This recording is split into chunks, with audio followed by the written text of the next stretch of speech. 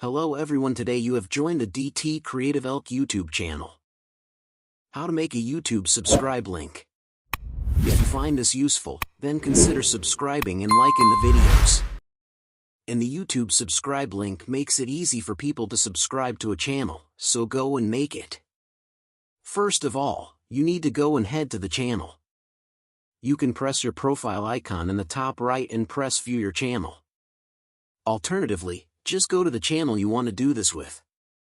Then you can come to the address bar. And at the end, you need to go and put in a question mark, sub underscore, then confirmation like so equals 1. You can then highlight this by pressing Ctrl A and Ctrl C to copy it, or pressing Enter to show it works. As you can see, people can subscribe. I hope you can understand. Thanks for watching this video. Don't forget to like and subscribe to my channel.